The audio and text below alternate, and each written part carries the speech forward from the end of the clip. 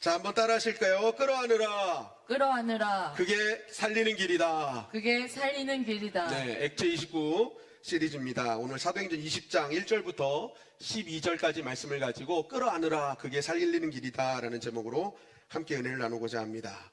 여러분, 오늘 본문은요, 바울이 이제 3차 전도여행의 막바지에 대한 말씀이거든요. 에베소 사역을 마친 이 사도 바울은요, 이제 드로아 지역으로 가게 됩니다. 우리 사도행전 20장 6절 말씀 다 같이 한번 읽어보겠습니다. 시작. 우리는 무교절 후에 빌립보에서 배로 떠나 닷새 안에 드로아에 있는 그들에게 가서 이래를 머무니라. 네, 드로아에 도착한 바울은 7일 동안 머물며 말씀을 증거하게 됩니다.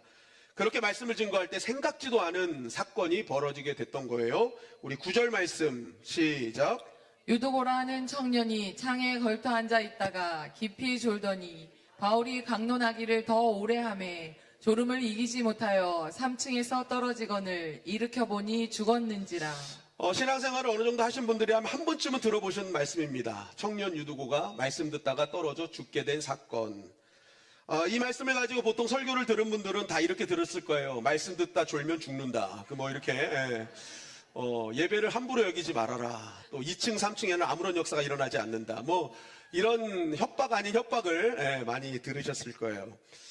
그런데 오늘 말씀은요, 사실 한 문장 한 문장 이렇게 같이 디테일하게 보면요, 사실 이러한 협박을 하는 말씀이 아니다라는 것입니다. 아주 중요한 영적 깨달음이 있는 말씀인 거예요. 오늘 그 말씀 우리가 함께 묵상하면서 은혜를 받길 원하는데요. 우리 다시 한번 사도행전 20장 7절 말씀 다 같이 한번 읽어보겠습니다. 시작. 그 주간의 첫날에 우리가 떡을 떼려 하여 모였더니 바울이 이튿날 떠나고자 하여 그들에게 강론할세 말을 밤중까지 계속하매. 바울은 계속 선교 여정을 이제 다니고 있거든요. 그런데 지금 드로아에서 7일째까지 이제 있으면서 이제 바울이 계속 말씀을 증거했어요. 그런데 이제 마지막 날이 됐는데 그 다음 날은 성경에 보면 이제 도보로 걸어가지고 아소까지 가야 되는 일정이었습니다. 여러분, 당시 길도 평탄하지 않고 교통편도 좋지 않은 이 상황에서 걸어서 다음 사역지로 가야 되는 상황이라면요, 보통 사람들은 어떻게 해야 됩니까? 쉬었다 가는 게 맞죠. 잘 쉬었다가 보충해가지고 이렇게 움직이는 게 맞는데, 이상하게 바울은 다음날 떠날 그러한 준비가 해야 되는데도 불구하고 밤늦게까지 말씀을 증거하는 모습을 보였다라고 성경은 말하고 있습니다. 왜 바울은 이제 떠날 시간을 앞두고 좀 쉬지 왜 그 시간까지 밤늦게까지 말씀을 증거했는가? 성경학자들은 이 이유에 대해서 당시의 시대상으로 봤을 때 이렇게 한 바울의 가장 큰 이유는 앞으로 도래할 이 기독교 박해를 준비하는 마음에서 했다라고 얘기를 합니다. 이 바울이 3차 전도여행을 할 때 그때가 54년, 주 54년이었거든요. 여러분, 주 54년부터 로마 황제는 네로가 황제가 됐습니다. 그래서 네로 황제가 쭉 이제 통치를 하는데, 여러분, 네로 황제는 잘 알듯이 기독교 최고의 박해했던 왕 아닙니까? 황제 아닙니까? 64년에 로마 시내 불태워가지고 자기가 그거 덮었을까봐 기독교인들에게 다 덮어 씌워가지고 엄청난 박해를 했던 장본인이 바로 로마의 바로 이 네로였다라는 것입니다. 여러분, 지금 54년이지만 앞으로 10년 뒤의 얘기지만 사실 이 로마 황제 네로 전에 글라우디오 때도 이 유대교와 기독교 사이의 분쟁으로 인해서 이 로마에서 기독교인들을 쫓아내는 일이 벌어졌잖아요. 사실 이 이전부터 기독교 박해는 이미 시작됐다. 그러면서 지금 54년부터 쭉 이제 네로가 황제가 되면서 이 바울이 영적으로 체험을 하는 거예요. 그리고 상황적으로 보니까 이거 곧 있으면 기독교에 큰 박해가 있겠구나. 하나님 나라가 이렇게 확장되는데 마귀가 가만히 있을 수가 없겠구나. 반드시 결전의 날이 오겠구나 생각을 했던 것입니다. 그러니까 뭐예요? 계속 그 말씀을 증거한 거예요. 더 깊이. 곧 있을 환난 속에 우리 성도들이 정말 끝까지 믿음을 지킬 수 있는 사람으로 만들고자 하는 그런 간절함이 있었던 것이죠. 고린도서 7장 26절에 보니까 바울은 이렇게 말씀하고 있어요. 시작. 임박한 환란을 인하여서 사람이 그냥 지내는 것이 좋으니라. 네, 여러분, 임박한 환란, 이게 영적으로는 주님 오실 마지막 때이기도 하지만 역사적으로는요, 로마 제국으로 인해서 닥칠 핍박을 바울은 예견했던 겁니다. 야, 이거 곧 핍박이 오겠네. 그러니까 그냥 혼자 지내는 게 좋다. 왜냐하면 이런 핍박의 때 결혼해서 가족이 생기면 그거 대처하는 게 어려워질 거라는 거죠. 그러니까 이 마지막 때는 정말 혼자 사는 것이 중요하다라고 하는 거죠. 그러면서 고린도전서 9장 7장 29절에 보면 그때가 단축하여진 거로. 이게 뭐냐면 자꾸만 바울이 느끼는 거예요. 아, 이게 빨라지고 있네. 점점 빨라지고 있네. 야, 이거 빨리 대비해야겠다. 이런 마음이 있었던 것이죠. 그러니까 뭐예요? 절대 가만히 있을 수가 없는 거예요. 이 드로아의 성도들이 조금이라도 더 말씀으로 깊이 알아서 그 임박한 환란 속에서도 정말 선명한 신앙의 선을 지키면서 정말 굳건하게 믿음으로 지켜내길 원하는 바울의 간절한 심정이 이 마음에 담겨져 있었다라는 것입니다. 그러니까 자기 내일 피곤한 건 중요하지 않아요. 오늘 내가 어떻게든지 한 말씀이라도 더 전해가지고 정말 이들이 정말 하나님 앞에 바로 서길 원하는 그 바울의 마음이 여기에 있었다라는 거죠. 여러분, 여기서 가장 중요한 진리, 먼저 우리가 깨닫는 진리는 뭐냐면 성도가 마지막 때에 특별히 우리 인생의 위기 가운데 언제 이길 수 있느냐? 영적으로 미리 준비하는 자가 이길 수 있다라는 것입니다. 위기가 오기 전에 먼저 미리 대비하는 신앙이 굉장히 중요하다라는 것이죠. 여러분, 그럴 때 위기 속에서도 선명한 선을 지키면서 우리가 신앙생활을 유지할 수 있다라는 것입니다. 초대교회가 엄청난 탄압 속에서도 계속 끝까지 선명한 신앙의 선을 유지할 수 있었던 것은 위기가 오기 전에 그들은 모여 떡을 떼며 성령 충만하며 하나님의 나라를 꿈꾸며 나아갔기 때문이라는 것이죠. 그들은 미리 다 모였어요. 그랬더니 뭐예요? 핍박 속에서도 카타콤에 지내면서까지도 뭐예요? 믿음으로 견뎌내더라라는 것입니다. 여러분, 예수님께서는 늘 습관을 쫓아 새벽 미명에 기도하셨습니다. 그 이유가 뭐냐면 하루의 삶 가운데 항상 생각한 대로 되는 게 아니거든요. 우리 인생 가운데 많은 변수들이 내가 경험하지 못한 여러 가지 일들이 벌어질 수 있거든요. 그러니까 예수님께서는 몸소 미리 먼저 기도하신 거예요. 하나님, 내가 어떤 변수와 어떤 위기 속에서도 당당히 믿음으로 견뎌나갈 수 있는 힘과 능력을 주시옵소서. 기도하신 거예요. 지혜를 주시옵소서. 특별히 겟세마네 기도 그때는요, 땀방울이 핏방울이 되도록 기도하셨단 말입니다. 왜 그랬을까요? 예수님이 십자가를 지셔야 되는데 그 십자가는 이전과 같은 기도로서는 할 수 없다는 걸 느낀 거예요. 이거는 그냥 보통 일이 아닌 거죠. 육신적으로는 고문을 당한 상태고 모든 힘이 빠진 상태죠. 영적으로는 십자가에 죄를 짓고 달리시는 거기 때문에 그 죄는 하나님과의 단절을 뜻하는 거거든요. 그러니까 그 잠깐이지만 하나님과의 단절이 예수님 입장에서 너무너무 힘드신 거예요. 이거 그냥 안 된다. 이 위기와 이 문제는 내가 정말 땀방울이 핏방울이 되도록 미리 기도하지 않으면 이 위기와 문제를 내가 이겨나갈 수 없다는 걸 예수님은 몸소 아시고 보여주셨다는 것입니다. 그러니까 우리 인생 가운데도 정말 생각지도 않은 십자가와 같은 정말 엄청난 고난과 문제들이 우리 가운데 다 올 수 있죠. 근데 그때 누가 이길 수 있느냐? 미리 기도로 준비한 자만이 그때를 이길 수 있다라는 것입니다. 아멘. 미리 영적으로 단련된 자만이 그때를 이길 수가 있다라는 것이죠. 아멘. 여러분, 신앙생활은 정비신앙과 수리신앙이 있다고 합니다. 정비신앙은 말 그대로 미리 정비하는 거예요. 고장나기 전에 먼저 정비하는 거예요. 저희가 군대에 있을 때도 항상 운전병들이 있는 가면 항상 닦고 조이고 기름칠하자. 이게 항상 써 있었어. 그 지나가다 보면서 그래, 닦고 조이고 기름칠하자. 이게 근데 신앙생활에도 마찬가지인 것 같아요. 신앙생활은 항상 예수의 보혈로 닦아내고 말씀으로 조이고 성령으로 기름칠해야 될 줄 믿습니다. 아멘. 이게 정비신앙인 거예요. 정비신앙. 내가 어떤 문제 앞에서도 끝까지 이길 수 있도록 미리미리 점검하고 미리미리 대비하는 그래 굳건해져서 뭐예요? 어떤 고난 앞에서도 당당히 이길 수 있는 그 신앙이 정비신앙이죠. 근데 수리신앙은 뭐예요? 다 당하고 난 뒤에 그때서야 천부여 의지 없어서 하고 오는 거예요. 근데 수리신앙은 참 그래도 수리하니까 다행이지만 뭐예요? 다 당하고 오는 거예요. 다 당하고. 이왕 신앙생활하면 당하기 전에 여러분 정비해서 더 큰 은혜를 경험해야 되지 않겠습니까? 여러분, 저와 여러분들이 정비신앙이 되기를 주님의 이름으로 간절히 축원합니다. 아멘. 미리미리 대비하는 거예요. 미리미리 기도하고 미리미리 말씀으로 나를 닦고 조이고 성령으로 기름칠하고. 여러분, 그 이순신 장군이요, 진짜 열악한 지원이었잖아요. 국가에서 도와주질 않아. 그리고 모든 상황도요, 여러분, 어려운 환경 속에서 이순신 장군은 승승장구했죠. 역사가들이요, 그 이유를 얘기를 해요. 그게 뭐냐면 이순신 장군은 미리미리 대비하는 사람이었대요. 그러니까 그 이순신 장군까지는 아멘 안 해도 되시는데 그러니까 계속 준비하는 거예요. 그리고 반복 훈련을 하는 거예요. 일본을 먼저 연구했대요. 이 조정에서는요, 일본 임진왜란이 그 한순간에 뚫린 이유는 그 미리 대비를 안 했거든요. 왜냐하면 연구를 안 했어요. 일본은 육탄전에 약할 것이라고 생각했습니다. 백병전에 약할 것이라고 생각한 거예요. 여러분, 조총을 준비해가지고 들어오는 일본군을 어떻게 육탄전으로 이깁니까? 여러분, 신립 같은 그 위대한 장군들이 그냥 속수무책으로 당한 거는 이게 미리 대비를 안 한 거예요. 육탄전으로 하면 우리가 이길 것이다. 여태까지 진 적이 없는 신립 장군이었거든. 그러니까 대비를 안 하니까 졌어요. 근데 여러분, 당시 도요토미 히데요시가 일본군을 장악했을 때요, 그때 엄청나게 전쟁을 많이 했잖아요. 그러니까 일본은요, 지금 그 무사들이 최강의 전투력으로 지금 남아있을 때라고요. 그들의 힘을 지금 어디로 써야 될까 하다가 이제는 전쟁으로 쓰기로 결정한 거거든요. 그러니까 그들이 여러분, 육탄전으로 백병전으로는 도무지 당해낼 겨를이 없었던 거죠. 근데 이순신 장군 그걸 꿰뚫고 있어서 그 일본군의 배를 보면 걔네들은요, 전함이 아닙니다. 수송함이에요, 수송. 빨리 수송해가지고 상대방 배에 붙여가지고 넘어가서 육탄전 싸우는 게 일본의 전술이었다고요. 그러니까 이순신 장군이 그거를 딱 해서 대비한 게 판옥선이잖아요. 접근하지 못하게 미리 포를 쏘는 거예요.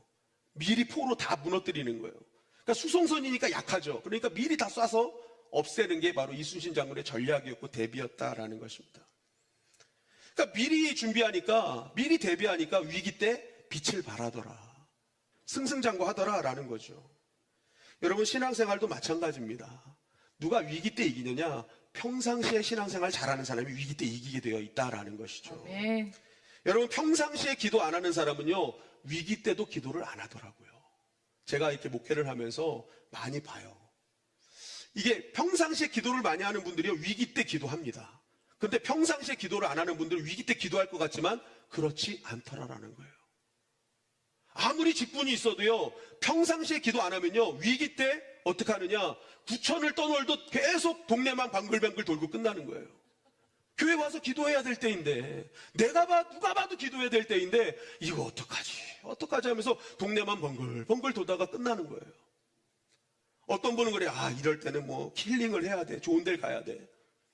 여러분, 정말 바람 쐬러 가고 싶으면 교회로 오시기를 주님의 이름 간절히 축원합니다. 아멘. 우리 뒷산 바람이 얼마나 좋은지 몰라요. 아멘. 산들바람이 그냥 살살살살. 바람도 쐬고 기도도 하고. 여러분, 기도해야 해결되는 거예요. 기도해야. 아멘. 여러분, 모여서 자꾸만 먼저 기도하는, 평상시에 기도의 눈물이 있어야 되는 거예요. 아멘. 여러분, 운동선수와 군인들 시합 전에, 전쟁 전에 이기기 위해서 뭐 하는 거예요? 반복 훈련하는 거예요. 반복 훈련. 지겨울 때까지 반복 훈련. 그래야 여러분, 시합 때, 전쟁 때 그게 드러나는 거지.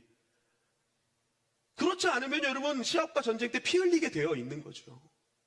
한번 따라할 거예요. 땀을 흘려야 땀을 흘려야 피를 흘리지 않는다. 피를 흘리지 예. 않는다. 여러분, 우리 인생 가운데 피 흘리지 않으려면요, 땀 흘려야 돼요. 먼저 정말 기도에 땀과 눈물이 있어야 될 줄 믿습니다. 평상시에 기도와 눈물, 땀이 있는 인생은요, 위기 속에서도 기쁨으로 단을 거두는 하나님의 은혜를 경험하게 된다니까요. 아멘. 여러분, 우리가 정말 하나님께서 원하시는 것은 다른 게 아니에요. 미리 대비하고 정비하자. 바울은 이걸 알았어요. 그러니까 자기 피곤한 건 둘째치고 정말 어떻게든지 이 사람들이 정말 믿음 안에 굳건히 서기를 계속 원했던 거예요. 그래서 앞으로 닥칠 위기 속에서도 견뎌내기를 원했다라는 것입니다. 여러분, 마지막 때 마귀가 하는 것은 바로 모이기를 패하게 하는 것입니다. 기도 모임을 못하게 만들고 예배를 못하게 만들어요. 기도를 안 하게 만들고 예배를 안 드리게 만들어버린다고요. 미리 정비하지 못하게 만드는 거예요. 그래서 뭐죠? 마지막 때를 이기지 못하게 하는 거죠. 마지막 때 영적으로 강건해져야 마지막 때를 이깁니다, 여러분. 여러분, 영이 죽으면요, 혼도 죽고 육도 죽는 거예요. 근데 영이 살면요, 혼과 육이 좀 약하더라도 영이 살면 이기는 자가 될 수 있다라는 것입니다. 아멘. 그러니까 여러분 어떻게든지 모이기를 패하는 자가 아니라 모이기를 힘쓰는 자들이 되시기를 주님의 이름으로 간절히 축원합니다. 아멘. 자꾸 모여 기도해야 되고 자꾸 모여 말씀 들어야 돼요. 아멘. 그래야 여러분 위기 때 우리는 이기는 자가 될 수 있다라는 것입니다. 아멘. 우리 주님의 영광교회가 정비하는 신앙이 되기를 주님의 이름으로 간절히 축원합니다. 아멘. 미리미리 대비하는 교회가 되기를 간절히 소망합니다. 아멘. 여러분 우리 내일 월상 예배잖아요. 월상 예배가 왜 중요해요? 한 달에 모든 시간을 주님께 맡긴다는 고백이 있는 시간 아니겠습니까? 미리 대비하는 시간이에요. 나의 한 달을 주님께 맡깁니다. 한 달 동안 어떤 일이 있을지 저는 알지 못합니다. 아버지 공고한 날과 형통한 날을 하나님 병행하게 하셔서 우리는 예측할 수 없는 인생입니다. 장래를 알 수 없는 나의 인생을 하나님께 맡깁니다. 하나님 나를 주관하여 주시옵소서. 여러분 월삭이 그래서 중요한 겁니다. 아멘. 한 달에 첫 시간을 주님께 드린 게 이렇게 미리미리 한 달을 대비하는 시간이라는 거죠. 여러분 내일 한 달의 시간을 주님께 온전히 맡기는 저와 여러분들이 되시기를 주님의 이름 간절히 축원합니다. 아멘. 그렇게 신앙의 핍박이 보이기 시작하니까요, 이제 더 믿음으로 세우기 위해서 열심히 말씀을 전했는데 바로 그때 문제가 생긴 겁니다. 유두구가 떨어져 죽게 되었다라는 것입니다. 많은 사람들은 이사 유두고가 다시 살아난 걸 보고 기절했다라고 얘기하시는 분들도 있는데, 여러분 사도행전을 쓴 저자는 누가고, 누가는 직업은 의사였어요. 의사가 딱 보는 순간 유두고는 죽었다라고 판단할 수 있었다라는 겁니다. 사도행전 20장 9절의 하반절에 보면 일으켜보니 죽었더라, 죽었는지라 라고 말하고 있어요. 의사가 진단한 거예요. 이거 죽었네. 네크로스라는 단어입니다. 죽었다, 진짜 죽었다. 의사인 누가가 진단을 한 겁니다. 그러니까 여러분 생각해 보세요. 많은 사람들이 막 말씀 듣고 사모하면서 이렇게 하고 있었는데 갑자기 사람이 떨어져 죽은 거예요. 우리 교회에서도 이렇게 말씀 듣다가 갑자기 위에서 떨어져 죽었다고 생각해 보세요. 다행히 우리 교회는 아직 2층에 사람이 아무도 없어요. 걱정하지 않으셔도 되는데, 떨어져 죽었다 그러면 여러분 여기서 소동이 일어날까요? 일어날까요? 일어나죠. 난리가 날 겁니다. 어떻게 예배드리다가 어떻게 이러다가 이런 일이 벌어져 막 난리 났을 거예요. 본문 현장도 그랬습니다. 20장 10절 말씀에 보면 바울이 뭐라고 소리 지냐면 떠들지 말라라고 소리를 질러요. 이 말씀은 뭐예요? 떠들었다라는 거죠. 떠들었다라는 단어는요, 원문의 의미는 소동했다라는 의미입니다. 엄청난 동요가 있었다라는 거예요. 여러분 이런 뜻하지 않은 문제가 될 때는 두 가지 정도 반응이 있어요. 첫째는 책임을 전가하는 거예요. 되게 공격형이에요. 그러니까 유두고가 지금 떨어져 죽었는데 유두고한테 모든 책임을 떠넘기는 거예요. 졸리면 오지 말지. 왜 와서 왜 졸아? 그러면서 계속 뭐예요? 유두고에게 책임을 돌리는 거죠. 그게 뭐예요? 나는 책임 없다라는 겁니다. 그러니까 자꾸만 뭐예요? 그렇지 않아도 힘든 사람을 막 공격해가지고 더 힘들게 만드는 그러한 소요가 있죠. 두 번째는 자책형입니다. 이 상황을 보고 공격하지 않고 자기를 자책해요. 내가 설교를 왜 길게 해가지고, 내가 설교를 좀 재밌게 할걸. 그리고 유두고의 옆에 있었던 사람은 내가 유두고 잘 때 좀 깨울걸. 3층 난간을 만든 사람, 내가 난간을 좀 튼튼하게 만들걸. 그러면서 막 자기 자책을 하는 거죠. 그러니까 문제가 벌어지면 여러분 공격하는 사람이 있고 자책하는 사람이 있어요. 그런데 문제는 뭐냐? 이 공격하든 자책하든 이 문제가요, 여러분 교회를 갈라놓는 일이 된다라는 것입니다. 문제만을 지적하고 이거 잘못이야, 저거 잘못이야, 내가 잘못이야. 자꾸만 문제만을 탓하니까 어떤 일이 벌어져요? 문제가 생기는 건 이제 하지 맙시다 이렇게 되는 거예요. 여러분 말씀을 듣는 것, 하나님을 예배하는 건 반드시 해야 되는 거잖아요. 근데 여기서 문제만을 찾으면 나중엔 뭐예요? 사람들이 문제 있는 거 하지 마, 좋은 것도 하지 마, 괜히 왜 해? 이렇게 결론이 날 수밖에 없다라는 것이죠. 지금 그런 상황이 벌어진 겁니다. 네 책임, 내 책임, 내 탓이야, 네 탓이야. 그러면서 뭐예요? 마음이 갈기갈기 찢어진 일이 벌어진 거예요. 하나님의 말씀이 임하는데. 여러분 이런 유머가 있어요. 주일학교에서 어떤 전도사님이 이 유두고에 대한 설교를 한 거예요. 그래서 이제 전도사님이 나중에 얘들아 이 말씀에 듣고 어떤 교훈을 얻지? 그랬더니 어떤 아이가 그래요. 말씀 듣다 졸게 만든 졸아서 죽게 만든 책임은 설교자에게 있는 겁니다. 이렇게 대답을 한 거예요. 이거는 누구의 책임도 아니라 설교자의 문제입니다. 여러분 책임의 소재를 우리는 분명하게 해야 됩니다. 여러분 예배당에 들어오자마자 조시는 분들은 그분 책임입니다. 근데 이제 설교할 때 졸게 만드는 건 설교자의 책임이다. 책임 소재를 분명히 하자고요. 근데 중요한 건 뭐냐면 자꾸만 교회가 이런 식으로 접근해서는 안 된다라는 거예요. 누가 잘못이고 너 잘못이고 내 잘못이고 네 잘못이고 책임 소재를 따지면 안 된다라는 거예요. 여러분, 하나님께서는 교회에 와서 존다고 뭐라 하실까요? 예수님이 기도하실 때 제자들이 조는 것을 보시고 예수님이 뭐라 그래요? 마음은 원유로 돼 육신이 약하도다. 예수님이 그들의 육신의 연약함을 인정하셨단 말입니다. 질타하지 않으셨어요. 그게 하나님 마음이죠. 하나님 마음이에요. 여러분, 오히려 우리가 참 서로의 부족함은 있는 거 아니겠습니까? 정말 그분이 일주일 동안 얼마나 힘들게 오셨겠어요. 그분을 위해서 우리가 기도해줘. 일주일 동안 힘들었나 보다. 그래서 이렇게 어쩔 수 없나 보다. 여러분, 기도해줘야 될 거 아니겠습니까? 하나님 참 위로받게 하시고 힘을 얻게 하셔서 이번 일주일간은 더 힘있게 살게 저 영혼을 붙잡아 주시옵소서. 여러분, 기도해야 될 줄 믿습니다. 아멘. 조는 거 가지고 아유, 신앙이 저래 이러지 마시고, 그리고 또 목사가 설교를 하면은 막 이렇게 사람들이 졸아. 그러면 또 목사를 위해서 기도할 때도 하나님 저 목사 능력이 없어 졸게 만듭니다 이렇게 기도하지 마시고, 우리 목사님에게 성령과 지혜와 능력을 주셔서 말씀을 전할 때 다 깨어나는 역사가 일어나게 하여 주시옵소서. 이렇게 기도하는 거예요. 기도하는 거. 아멘. 책임을 묻는 게 아니라 서로의 연약함을 인정하고 여러분 기도해 줄 때요, 교회는 살아나는 역사가 일어나게 될 줄 믿습니다. 아멘. 여러분, 오늘 실제로도 본문에 보면은요, 유도구가 졸았다는 것으로 그가 신앙에 믿음이 없다 이렇게 판단하지 않아요. 이 말씀은 그 차원을 넘어선 아주 은혜로운 말씀을 이 안에 우리에게 담고 있는 것입니다. 실제로 지금 유두고는 믿음이 없는 사람이 아니라 진짜 믿음이 있었던 사람이다. 왜냐하면 여러분, 유두고라는 이름이요, 당시 노예 가운데 가장 많이 쓰는 이름이었습니다. 대부분 노예는 다 유두고였어요. 유두고. 그러니까 이 사람은요, 이 말씀 집회 저녁 가운데 막 아침에 쉬다가 온 게 아니라 정말 노예로서 열심히 일한 다음에 지친 몸을 끌고 온 거예요. 여러분, 그 지친 몸을 끌고 얼마나 쉬고 싶겠습니까? 그런데 그 지친 몸을 끌고 말씀 듣겠다고 예배 온 그 믿음이 나쁜 믿음입니까? 칭찬받아야 될 믿음이죠. 제가 여러분 수요일 금요일 날 오시는 성도님들을 너무 사랑합니다. 왜냐하면 여러분, 수요일 금요일 얼마나 지친 하루예요. 정말 그 지친 몸을 이끌고 어떻게든지 그래도 내가 은혜 받고자 하나님 살아계심이 믿어지니 내가 그 말씀 들으려고 오는 그 성도님들이 얼마나 귀합니까? 아멘. 여러분, 그때 와서요 조는 거 여러분 괜찮아요. 저는 의자가 많아서 그냥 누워서 자기를 원합니다. 그냥 괜찮아. 여러분, 이왕 자는 거 교회 와서 자. 교회 와서. 아멘. 하나님이 얼마나 기뻐하실까요?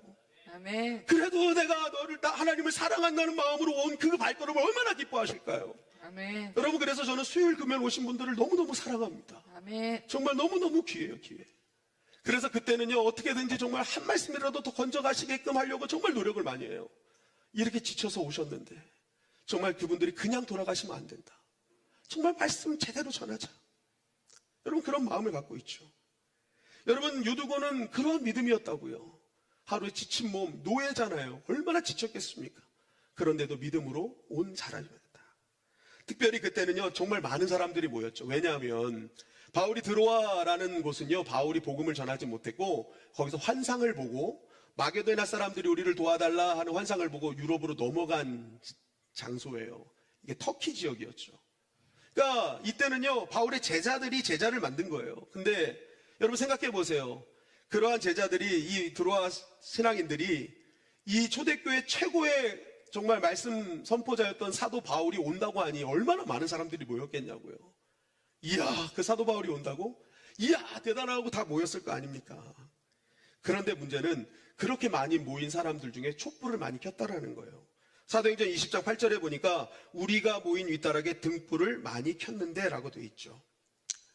사람이 많이 모인 곳에 촛불을 켜놓고 떴더니 산소까지 부족해진 거예요. 그러니까 여러분, 산소가 부족하니 어떻게 되는 거예요? 졸릴 수밖에 없죠. 몸도 피곤하고 산소까지 부족하니 졸리고 또 졸리는 거예요. 그래서 사도행전 20장 9절은 이렇게 표현하고 있는 것입니다. 9절 말씀 시작.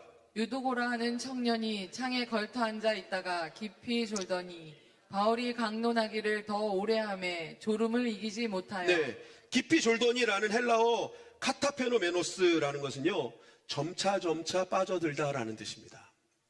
그러니까 한 번에 푹 잔 게 아니라 어떻게든지 안 자려고 버텼다는 거예요. 버티고 있는데 갑자기 사도 바울이 이제 마지막으로 그랬더니 눈이 번쩍 떠진 거예요. 마지막이다. 근데 여러분, 목사의 마지막은 마지막이 아닙니다. 예. 속지 마십시오. 한 말씀만 더 계속 나옵니다. 계속 나와. 그러니까 계속 마지막이다 하고 눈 떴는데 또 하다가 잠들어 버린 거예요. 그러니까 유두고가 노력을 안 한 게 아닙니다. 어떻게든지 깨어나려고, 정말 말씀 들어보려고 노력하다가 안 된 것입니다. 유두고는 믿음이 없었던 게 아닙니다. 누구보다도 믿음이 있었던 사람입니다. 바울도 이러한 상황을 눈치챘죠. 유두고가 어떤 존재인지도 알고 상황이 이러니 지금 이 벌어진 일 속에서 바울은 수습해야만 했습니다. 그래서 바울이 이 상황이 벌어지자마자 바울이 어떻게 했는지를 성경은 이렇게 증거하고 있는 것입니다. 20장 10절 말씀 시작. 바울이 내려가서 그 위에 엎드려 그 몸을 안고 말하되 떠들지 말라 생명이 그에게 있다 하고. 이 상황이 일어나자 사람들은 떠들기 시작했어요. 그런데 바울은 그 순간 유두고를 안아버리는 일이 벌어집니다. 끌어안아버렸어요. 여러분, 모든 사람의 마음이 갈래갈게 찢어진 그 현장, 어쩌보면 이 모든 상황을 망쳐버린 그 유두고, 그럼에도 불구하고 바울은 어떻게 해요? 그 모든 문제의 근원인 유두고를 끌어안는 것으로 선택했습니다. 여러분, 이 끌어안음의 의미가 뭘까요? 바울은 중요한 메시지를 선포하는 겁니다. 이 상황의 문제는 유두고의 문제가 아니다. 오히려 이 문제는 하나님께서 영광을 드러낼 통로가 될 것이다 라고 선포했던 것입니다. 여러분, 그렇게 바울은 믿음으로 그를 끌어안았을 때, 그를 사랑으로 덮어주었을 때, 그때 뭐예요? 하나님께서 영광을 드러내시고 그를 생명의 자리로 인도하셨다라는 것이죠. 오히려 문제를 지적하지 않고 끌어안았더니 문제가 기적이 되는 역사가 일어났다라는 것입니다. 여러분, 이것을 통해 우리는 아주 중요한 진리를 깨닫죠. 하나님의 사람은 문제를 지적하는 사람이 아니라 오히려 문제를 믿음으로 끌어안는 사람이라는 것을 깨닫게 됩니다. 여러분, 문제가 오히려 하나님의 축복의 통로가 될 것임을 믿고 끌어안으면 하나님이 믿음대로 역사해 주실 줄 믿습니다. 아멘. 열왕기상 17장 21절 말씀해 보니까 이렇게 말씀하고 있어요. 시작. 그 아이 위에 몸을 3번 펴서 엎드리고 여호와께 부르짖어 이르되 내 하나님 여호와여 원하건대 이 아이의 혼으로 그의 몸에 돌아오게 하옵소서 하니. 열왕기하 4장 32절 말씀 시작. 아이 위에 올라 엎드려 자기 입을 그의 입에 자기 눈을 그의 눈에 자기 손을 그의 손에 대고 그의 몸에 엎드리니 아이의 살이 차차 따뜻하더라. 네, 엘리야와 엘리사 문제 앞에 그들도 뭐예요? 다 덮어주고 안아줘 버렸어요. 끌어 안아버렸어요. 절체절명의 위기가 문제일 것 같은 그 상황이 도리어 기적으로 바꿔주시는 하나님의 은혜를 경험하게 되었죠. 아멘. 여러분, 오늘 안타까운 현상은 무엇입니까? 많은 사람들이 문제가 생기면 문제를 지적하기에 바쁘다는 겁니다. 네 책임이고 내 책임이고 책임 전가를 하기 바쁘다라는 거죠. 하나님을 믿는 성도들조차도 하나님을 믿는다 하면서도 문제 앞에 상대방의 책임을 떠넘기는 일들이 종종 벌어집니다. 여러분, 제가 문제를 점검하지 말자는 게 아닙니다. 문제를 지적하지 말자는 게 아니에요. 성도는 구별된 사람들입니다. 그렇다면 문제를 해결하는 방법도 구별되어야 한다는 것이죠. 아멘. 이 문제가 하나님은 어떤 계획을 갖고 계실까? 어떻게 하는 것이 하나님이 기뻐하시는 방법으로 처리할 수 있을까를 먼저 끌어안고 기도할 수 있어야 된다라는 것입니다. 아멘. 그럴 때 비로소 그 문제는 문제로 끝나지 않고 더 큰 하나님의 영광과 은혜를 경험하는 통로가 될 수 있다라는 것이죠. 아멘. 여러분, 우리가 정말 지금 이 자리에서 같이 예배드리고 하나님을 찬양할 수 있었던 이유가 뭘까요? 여러분, 만약 우리가 우리의 문제, 우리의 죄 이거 다 까발리고 너 문제 있어 지적하고 했다면 하나님이 그러한 것으로 계속 지적하셨다면 우리 이 자리에 있을 수 있었을까? 여러분, 법궤가 있으면 법궤 안에는 말씀이 있습니다. 그 말씀은 여러분 피면 필수록요 계속 우리의 죄를 지적하죠. 그래서 처음 신앙생활을 하는 분들은 성경 읽는 게 그렇게 즐겁지 않습니다. 왜냐하면 너무나 나를 죄인 만드는 것 같거든요. 나 같은 이런 죄인, 결국 나는 답이 없구나. 그럼 책을 덮게 되는 거예요. 물론 신앙생활을 오래 해서 이 말씀의 맛을 아는 분들은요, 이 말씀이 쓰지 않아요. 쓴 말씀조차 달콤하게 느껴져요. 꿀송이 같다라고 여깁니다. 그게 신앙의 맛을 아는 분이고 말씀의 맛을 아는 분이죠. 그런데 말씀과 은혜의 맛을 모르는 분들은요, 여러분 이 말씀을 피면 그렇게 싫은 거예요. 도대체 이게 뭐 사람 답이 없네, 희망이 없네, 이렇게 되는 거죠. 여러분 만약 이 말씀대로 우리를 적나라하게 보여주는 죄만으로 우리를 만약에 평가하셨다면 과연 우리는 이 자리에 있었을 수 있었을까? 여러분 법계의 가장 큰 장점은 뭐예요? 덮개가 있다라는 거죠. 그 덮개가 바로 속죄소를 뜻합니다. 근데 그 속죄소에는 어린 양의 피를 뿌립니다. 여러분 하나님께서 뭘 보시냐? 이 말씀에 의해서 우리를 적나라하게 우리의 죄를 표현하고 우리 죄를 보시는 분이 아니라 그 죄 위에 있는 어린 양의 피를 보시는 분이라는 거예요. 그 어린 양의 피로 덮여 있고 그 어린 양의 피로 안아주신 그 십자가의 사랑으로 우리는 구원을 받았죠. 여러분 우리가 구원받은 것은 우리가 잘나서가 아니라 그 예수님이 십자가로 우리를 안아주셨기 때문에, 덮어주셨기 때문에 우리는 구원을 받을 수 있게 되었다라는 것입니다. 그렇다면 그 은혜를 받은 우리가 해야 될 일이 뭐라는 거예요? 우리도 안아주었기에, 덮어줬기에 구원을 받았듯이 누군가의 문제가 보일 때 그 문제를 먼저 지적하는 것이 아니라 우리 역시도 그 문제를 안아주고 덮어주는 자가 되어야 되지 않을까? 그것이 예수 그리스도의 십자가의 복음이 우리에게 증거하는 정확한 진리가 아닐까라고 생각이 됩니다. 여러분 우리가 그 십자가의 보혈로 덮어주시고 안아주셔서 우리가 구원받았듯이 여러분 우리가 해야 될 일은 바로 문제를 지적하고 문제를 드러내는 자가 아니라 먼저는 그 문제를 끌어안고 같이 기도하는 자가 되어야 한다라는 것입니다. 이러한 일을 통해서 어떤 일이 벌어졌는지를 사도행전 20장 11절부터 12절은 이렇게 증거하고 있습니다. 시작.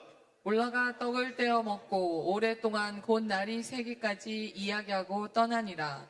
사람들이 살아난 청년을 데리고 가서 적지 않게 위로를 받았더라. 여러분 갈기갈기 찢어질 수밖에 없었던, 모두가 떠들고 있던 그 현장을 사도 바울이 그냥 그것을 끌어안으니까, 그 끌어안은 그 일이 문제가 도리어 기적이 되니까 많은 위로를 받았다고 성경은 말하고 있습니다. 문제 속에 문제가 되지 않고 모든 사람이 위로받는 현장이 되어버리고 말았죠. 아멘. 여러분 우리가 언제 많은 위로를 받을까요? 바로 우리 역시도 누군가의 문제와 아픔 속에 그것을 끌어안는 순간이 될 때 여러분 그때 큰 위로가 임하게 되는 것이죠. 아멘. 이 위로를 받은 성도들은 그냥 헤어질 수가 없었습니다. 그래서 그들은 계속 떡을 떼고 오랫동안 날이 새기까지 이야기를 하고 떠날 수밖에 없었던 것입니다. 특별히 여러분 이 유두고가 살아난 이때가요, 바로 예수님이 부활하셨던 무교절이 막 지난 시점이라고 얘기를 해요. 이들은 말씀을 통해 예수 그리스도가 부활하셨다는 것을 말씀을 통해 들었습니다. 그런데 그 말씀이 현실이었음을, 사실이었음을 유두고를 통해 증거가 됐던 것이죠. 아멘. 여러분 이들이 눈앞에서 펼쳐지는 이 부활의 현장을 보며 얼마나 흥분했겠습니까? 말씀은 사실이구나, 십자가는 실제구나. 여러분 그 나눔을 그 밤까지 할 수밖에 없었던 거예요. 그 은혜의 나눔이 너무너무 기뻤던 거예요. 그러면서 이들은 큰 위로를 받게 되었던 것입니다. 여러분 교회가 언제 위로가 임할까요? 교회는 바로 예수 그리스도의 부활과 그 십자가의 은혜가 실제였음을 서로 나누고 그것이 나의 현실이었음을 간증할 때, 여러분 그때 교회에는 큰 위로가 임하게 되는 것입니다. 아멘. 큰 하나님의 역사가 일어나기 시작한다라는 것이죠. 아멘. 여러분 우리 곁에는 피곤하고 지친 유두고들이 참 많이 있습니다. 여러분 우리 교회 안에서도 거친 풍파 속의 한 주간 영육간에 지친 유두고들이 있다는 것이죠. 봉사하다가 지친 청년들도 있고요, 삶의 무게 속에 예배 시간에 줄 수밖에 없는 그러한 유두고들이 있어요. 여러분 그런 유두고들을 보며 우리가 손가락 자르고 저 믿음이 어떻게 저거밖에 없어 할 게 아니라, 여러분 우린 그 유두고들을 위해 끌어안고 기도해야 될 줄 믿습니다. 아멘. 정말 그들을 끌어안고 기도해 줄 때 여러분 교회는 진정한 하나님의 나라가 임하게 되는 것이죠. 내 삶의 주변에도 참 많은 유두고들이 있을 수 있어요. 지치고 힘든 나의 직장의 동료들, 정말 힘없 연약한 우리 자녀들, 여러분 정말 다 유두고들 아니겠습니까? 여러분, 우리를 하나님의 자녀 삼아주시고 오늘 이렇게 예배드리게 하신 이유도 바로 거기에 있죠. 너희들이 이제 사도 바울처럼 그 유두고들 끌어안아 주라고, 정말 그들에게 많은 위로를 주는 하나님의 사람이 되라고 저와 여러분들을 불러주신 줄 믿습니다. 아멘. 여러분, 큰 문제가 아니라면, 정말 죽고 사는 문제가 아니라면, 그저 그냥 내 개인의 나만 힘든 문제라면, 여러분, 이왕 우리는 믿음으로 결정해야 되지 않겠습니까? 끌어안아주고 함께 아멘. 기도하고, 여러분, 그럴 때 교회에 하나님의 나라가 임하고 문제가 기적이 되는 역사가 일어나게 될 줄 믿습니다. 아멘. 오늘 교구별 모임, 여러분 이거 너무너무 귀한 시간이에요. 그동안 우리 알지 못했던, 교회는 같이 다녔지만 서로 깊이 몰랐던 성도들을 만나는 시간입니다. 아멘. 그리고 그 성도들 가운데 생각보다 오해했던 사람들도 있을 거예요. 인사했는데 내 인사 안 받아줬어. 근데 그 사람은 생각보다 이렇게 다른 일을 하다 보면 못 올 수도 있는 거고, 여러 가지 상황들이 있는 거죠. 여러 가지 상황 속에서 우리는 오해할 수 있다라는 겁니다.